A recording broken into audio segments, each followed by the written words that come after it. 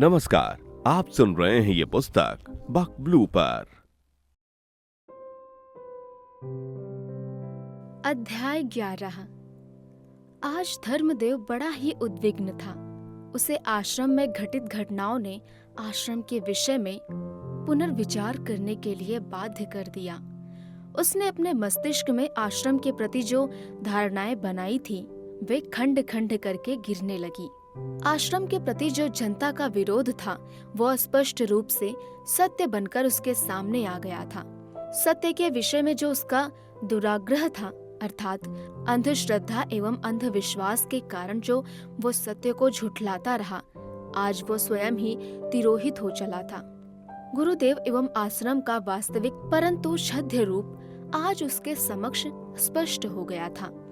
जिस चमत्कार वस्तु को वो आज तक हीरा समझकर अपने हृदय से लगाए हुए था, आज वही उसके समक्ष व्यर्थ कांच का एक टुकड़ा प्रमाणित हुआ था। यदि उसके मन में अब आश्रम एवं उससे संबंधित व्यक्तित्वों के प्रति घृणा का उदय हो गया था, तो अपने प्रति उसे रोष एवं ग्लानि भी कम नहीं थी। रोष इसलिए कि आज तक वो अंधश्रद्धा के कारण सत्य को स्वीकार क्यों नहीं कर पाया, और ग्लानि इसलिए कि उसने जो कार्य आश्रम में देखा था वो केवल छल नहीं, धोखा निकला, एक प्रपंच निकला।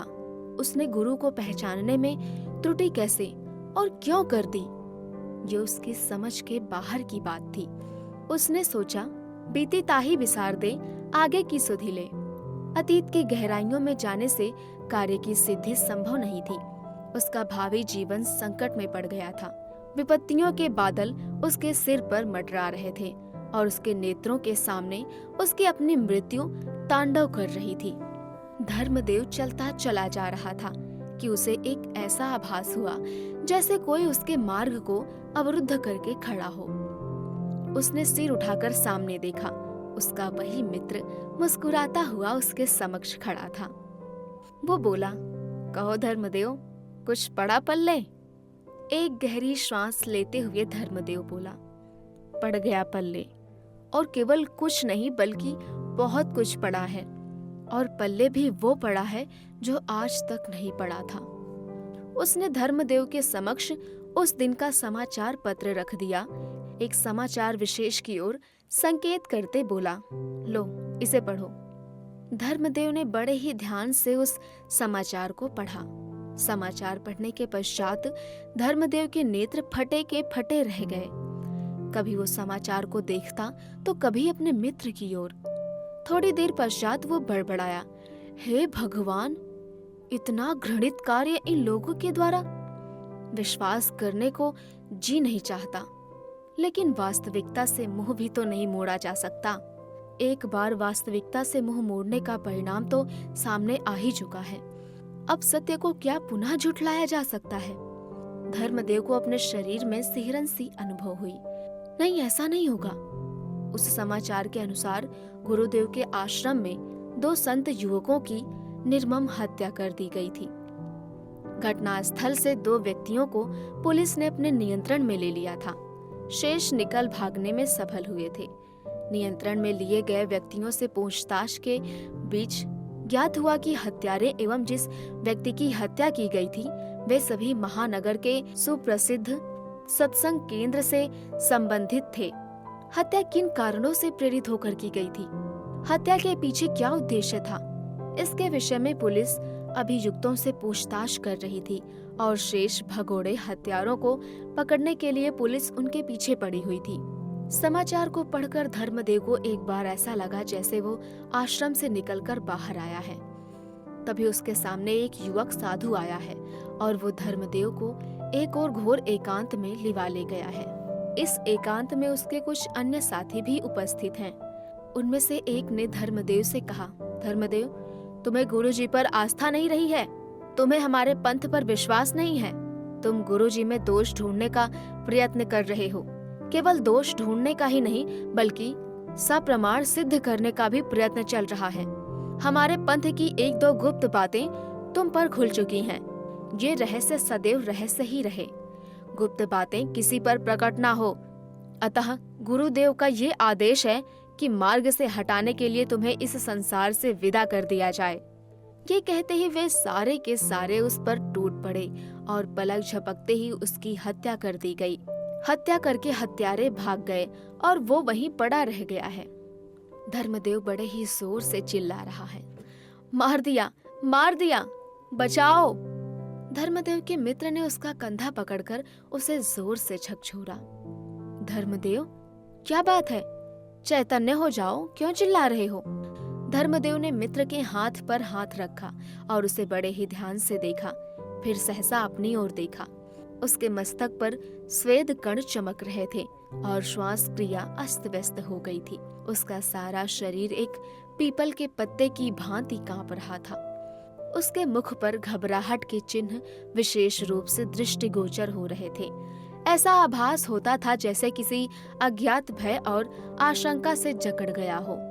धर्मदेव के मित्र ने उसे एक बार फिर टटोलने का प्रयत्न किया। धर्मदेव, क्या बात है? भयकुल क्यों हो? धर्मदेव ने सब कुछ सविस्तार बतलाया, जिसके कारण वो अभी अभी चीखा था। फिर उसने अपने मित्र के सामने अपने आश्रम जाने से लेकर लौटने तक की प्रत्येक घटना बिना कुछ छिपाए सविस्तार बता दी और साथ में ये भी बताया कि गुरुदेव ने महंत जी को उसकी हत्या का आदेश भी दे दिया है, जो कभी भी पूर्ण हो सकता है। धर्मदेव के मित्र के मुख की मुद्रा एकाएक कठोर हो गई। उसके माथे की नसें फूल गई और नथुने फड़कने लगे। उसने धीमे परंतु दृढ़ स्वर में कहा, धर्मदेव, पाप का घड़ा लबालब भर चुका, अब फूटने का समय आने वाला है। कहते हैं जब गीदड़ का अंतकाल निकट आता है तो वो जंगल से गांव की ओर भागता है। तुम्हारे गुरुदेव का खेल अब समाप्त होने जा रहा है। धर्मदेव चुपचाप सुनता चला जा रहा था। उसके मित्र ने उसे आश्वस्त करते हुए कहा, पापी एक पाप को छिपाने के लिए अनेक पाप करता है और गुरुदेव ने स्वयं ही उस मार्ग पर बढ़ना प्रारंभ कर दिया है। लेकिन एक बात मैं दृढ़ विश्वास के साथ तुम्हें बता देना चाहता हूँ कि गुरुदेव कितनी ही हिंसक शक्ति अपने पास रखते हो, लेकिन तुम्हारा वे कुछ नहीं बिगाड़ सकते। मैं सदैव तुम्हारे साथ हूँ। तुम निर्भीक होकर अपने मार्ग पर बढ़ते चलो। भगवान चाहेंगे तुम्हारा कल्याण ही होगा। लेकिन एक बात मेरी समझ में नहीं आई। धर्मदेव ने प्रश्न किया कि मेरे दूतावास जाने की बात सुनकर वे क्यों घबरा गए थे? ऐसी क्या बात थी जिसको वे मुझसे भी गुप्त रखना चाहते थे और स्पष्ट हो जाने पर मेरी हत्या करा देना चाहते थे? धर्मदेव के मित्र ने तने हुए चेहरे पर पुनः मुस्कान उभर आई और वो रोष के बादल छट गए। उसने अपनी जेब से एक कागज निकाला। कागज खोलकर उसका लिखा हुआ भाग धर्मदेव की ओर किया और धर्मदेव को दिखाते हुए बोला, धर्मदेव, पहचान सकते हो ये लेख किसका है? धर्मदेव ने ध्यान से उस कागज को देखा और कहा, क्या मैं इतना भी नहीं पहचान सकता कि ये लेख मेरी ही है? क्यों नहीं, क्यों नहीं, अवश्य पहचान सकते हो। अच्छा, लो पढ़ो इसे।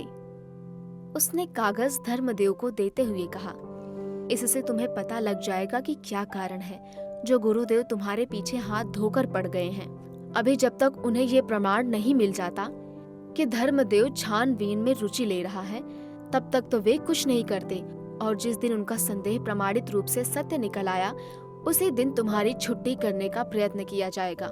लेकिन एक बार मैं तुम्हें फिर विश्वास दिलाना चाहता हूँ कि तुम्हारा बाल भी बाका नहीं होने दूंगा। धर्मदेव ने एक लंबी और गहरी सांस लेकर अपने नेत्र कागज पर गड़ा दिए। कागज स्वयं उसके अपने हस्तलेख में था। ऐसा लगता था जैसे वो किसी नाटक का अंश हो। उसने पढ़ना प्रारंभ किया। महंत, आपने जिन नक्शों के लिए हमसे कहा था वे हमने प्राप्त कर आपके प्रतिनिधि को दे दिए हैं। अधिकारी, इसके लिए धन्यवाद। आपने अपने प्रतिनिधियों से उन व्यक्तियों को नहीं मिलाया जो शासन के महत्वपूर्ण विभागों में उच्च पदों पर आसीन हैं। महंत, कुछ का तो आपस में संपर्क करवा दिया है, जो शेष रह गए हैं उनको भी निकट भविष्य में मिलवा दिया जाएगा। अधिकारी, आपके पास धन की क्या स्थिति है? महंत, धन की हमें बड़ी आवश्यकता है। अधिकारी, जितना धन हम आपकी संस्था को दे देते हैं उसका अपेक्षित लाभ तो हमें मिल ही नहीं पा रहा है। महंत, तो क्या आप और धन हमें नहीं देंगे? यदि देंगे तो कब तक देंगे? अधिकारी, नहीं, धन क्यों नहीं देंगे? उसकी व्यवस्था निकट भविष्य में कर दी जाएगी। कुछ क्षण मौन। अधिकारी, आप अपनी पत्रिका के माध्यम से अपनी सरकार के विरुद्ध कुछ लिख रहे हैं या नहीं? महंत, हाँ, लिख क्यों नहीं रहे? हम जनता में प्रचार कर रहे हैं कि ये देश केवल हम लोगों के लिए ही है। मिर्चों को यहाँ से उखाड़ फेंको। हमारी सरकार धर्म निरपेक्षता के नाम पर हिंदू धर्म के मार्ग में रोड़े अटकाती है, अन्य धर्मों को प्रश्रय देती है, धर्म की आड़ में राजनीति चलाती है। हमें चाहिए ऐसी सरकार को उखाड़ फेंके और ऐसी राष्ट्रीय सरकार की स्थापना करे जो पूर्ण रूपेण भारतीय रंग में रंगी हो, केवल भारत, भारतीयता और भारतीय में ही विश्वास रखती हो। हमारी सरकार विदेशों की कठपुतली है, देश को विदेशों में रहन रख रही है। अधिकारी, अच्छा, चुनावों के विषय में क्या हुआ? महंत, चुनावों के विषय में क्या होता? आपने जिन व्यक्तियों को कहा था उनको चुनावों में खड़ा करवाया गया, उनके प्रचार एवं प्रसार में पैसा पानी की भांति बहाया, उनकी सभाओं में अपने ही व्यक्तियों द्वारा विघ्न उत्पन्न कराकर अन्य दलों पर दोषारोपण कर दिया गया। अधिकारी, हमारे जो स्थानीय गुप्तचर हैं उन्हें अन्य लोग महत्वपूर्ण विभागों में क्यों नहीं नियुक्त करा देते? आपके पास तो विभिन्न मंत्री, अधिकारी एवं अन्य व्यक्तियों का पर्याप्त सहयोग है। महंत, समय रहते प्रत्येक कार्य होता रहता है, प्रतीक्षा कीजिए, वो भी हो जाएगा। लेकिन ऐसा हमने जो पहले भी किया था उसका पैसा? अधिकारी, अच्छा, पैसे की चिंता ना करो। इस प्रकार की और भी कई बातें थी जो उस कागज में लिखी हुई थी। इन बातों को पढ़कर तो निश्चयात्मक रूप से ये सिद्ध हो ही जाता था कि उस आश्रम का सीधा संबंध विदेशी दूतावासों में था। लेकिन एक बात जो धर्मदेव की समझ में नहीं आई थी वो ये थी कि ये कागज धर्मदेव के अपने लेख में कैसे और कब लिखा गया। धर्मदेव ने ये शंका अपने मित्र के समक्ष रखी तो उसने उत्तर दिया, ये कोई बड़ी बात नहीं है। ये तो तुम्हें स्मरण होगा कि मैं और तुम दोनों महंत जी के पीछे पीछे एक विदेशी दूतावास में गए थे। एक अधिकारी से मिलने के बहाने हम स्वागत कक्ष में रुके थे। वहीं पर मैंने तुम्हारे हृदय एवं मस्तिष्क पर नियंत्रण करके एक शक्ति विशेष द्वारा महंत जी एवं दूतावास के अधिकारी के मध्य हो रहे वार्तालाप को लिपिबद्ध करा लिया था। अब कोई ऐसा कारण शेष नहीं था कि जिससे धर्मदेव को किसी भी प्रकार का कोई संदेह होता। अब यह स्पष्ट था कि इस आश्रम की सारी गतिविधियां संदेहास्पद थीं, और केवल संदेहास्पद ही नहीं बल्कि राष्ट्रद्रोही भी थी। उसे आज पता लग गया था कि ये संस्था विदेशों से तो धन प्राप्त करती ही है, बल्कि जनता को भी उल्लू बनाती है। इससे उसके दो कार्य सिद्ध होते हैं। एक तो विदेशों से प्राप्त होने वाले धन पर किसी की दृष्टि नहीं जाती, और दूसरे धर्म की आड़ में ऐसे घृणित कार्य भी बिना किसी आपत्ति के सिद्ध होते चले जाते हैं। जनता से धन एवं सम्मान जो प्राप्त होते हैं वे अतिरिक्त लाभ के अंतर्गत। अब धर्मदेव के सम्मुख दो चिंताएं प्रमुख थी। एक तो आश्रम से संबंधित व्यक्तियों से अपनी सुरक्षा करना, और दूसरी चिंता थी समाज एवं राष्ट्र की इन विभीषणों एवं जय चंदों से रक्षा करनी। उसने वो कागज अपने मित्र को पुनः लौटा दिया। कागज लेते समय उसने धर्मदेव की ओर बड़े ही ध्यान से देखा। धर्मदेव के चेहरे का ओज लुप्त हो चुका था। धर्मदेव के मित्र ने धर्मदेव से कहा, तुमको मैंने पहले भी आश्वासन दिया था और अब भी आश्वासन देना चाहता हूँ, चाहे सारा संसार इधर का उधर क्यों ना हो जाए, लेकिन मेरे रहते तुम्हें किसी भी प्रकार की हानि संभव नहीं है। धर्मदेव और उसका मित्र एक ओर चल दिए। उसके मित्र ने कहा, धर्मदेव, ये संस्था आज से ही नहीं बल्कि बहुत दिनों से इस प्रकार के कार्यों में संलिप्त है। इसने सदा से ही भोले भाले व्यक्तियों को लूटा है। उनके पैसों पर इसने अपना पालन पोषण किया है।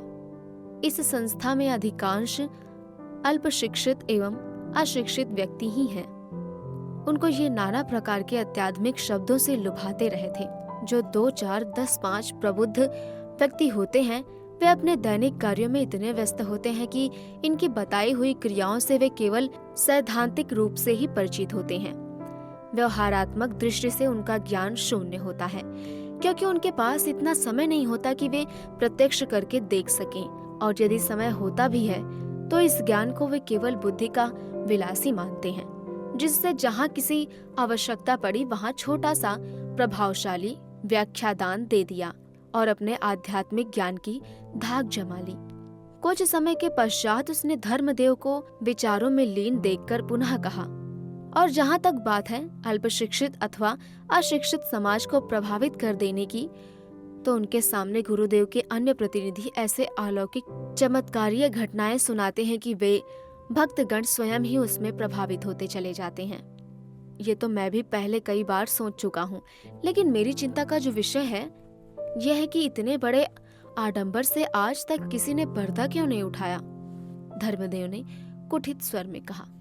धर्मदेव, उसके मित्र ने कहा, सत्य बहुत कटु होता है, इसलिए कटु सत्य कहने से अधिकांश व्यक्ति कतराते हैं। क्यों कतराते हैं?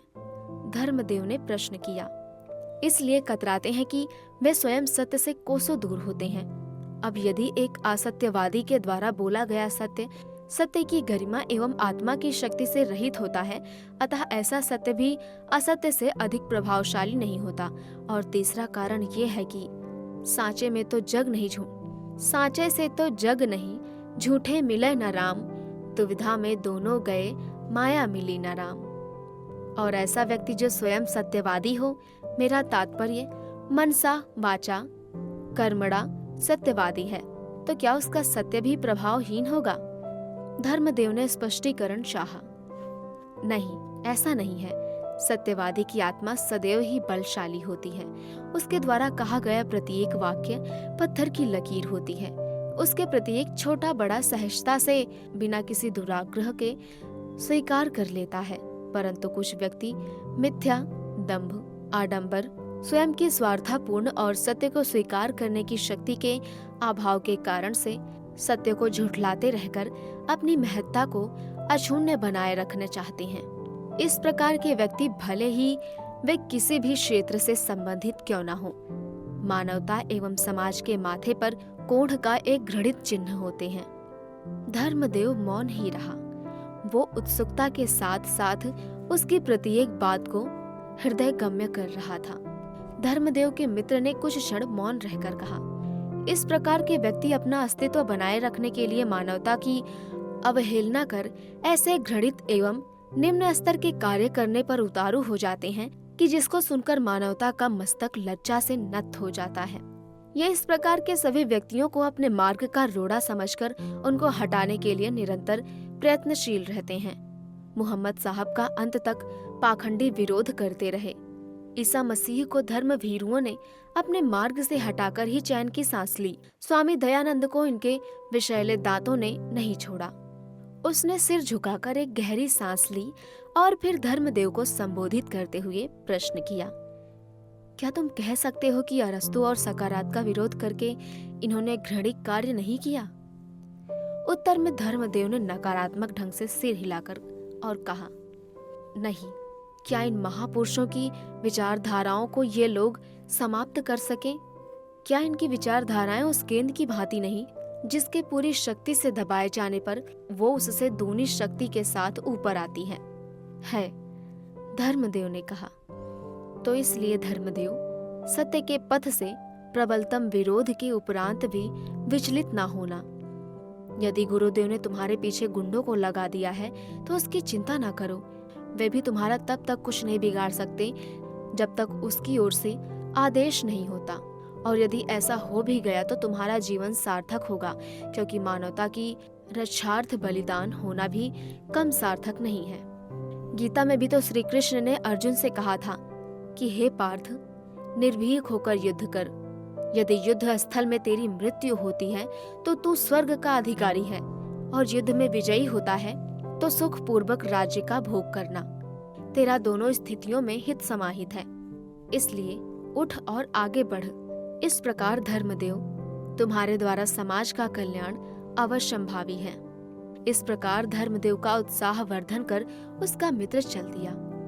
कुछ अंतर से पुनः लौटा और धर्मदेव से कहा, और सुनो, कल कहीं जाने का तो कोई कार्यक्रम नहीं है?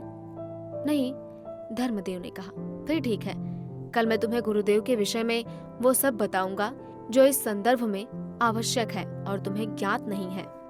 अच्छा, अब मैं चला, ये कहकर चला गया और उसके नेत्रों से ओझल हो गया। धर्मदेव का मस्तिष्क पुनः उधेड़ बुन में फंस गया। वो सोचने लगा कि ऐसे क्षेत्र में भी, जो कि मनुष्य की आस्था का केंद्र है, इस प्रकार से व्यवहारिक दृष्टिकोण वाले व्यक्ति आ घुसे हैं, जिनका लक्ष्य धनोत्पार्जन मात्र है, औचित्य व अनौचित्य की बिल्कुल भी चिंता नहीं करते। उसका सोचने का क्रम आगे बढ़ा। हाँ, ये ठीक है, ये एक ऐसा व्यापार है जिसमें हल्दी लगे ना फिटकरी, रंग चोखा ही चोखा। अन्य किसी व्यक्ति में धन लगाने के पश्चात भी घाटा आ सकता है, लेकिन ये एक ऐसा व्यापार है जिसमें धन लगाने की कोई आवश्यकता नहीं, फिर भी लाभ ही लाभ। लाखों कमाए जाएं, माल खाने को मिले और प्रभु तुल्य मान सम्मान व अतिरिक्त। शीश मुड़ाए 3 गुड़, सिर की मिट जाए खाज, खाने को अच्छा मिले, लोग कहे महाराज। अभी आप सुन रहे थे ये पुस्तक बक ब्लू पर। आपको ये किताब कैसी लगी कमेंट में हमें जरूर बताएं। साथ ही स्क्रीन पर दिए गए सभी प्लेटफॉर्म्स पर हमको फॉलो करना ना भूलें। धन्यवाद।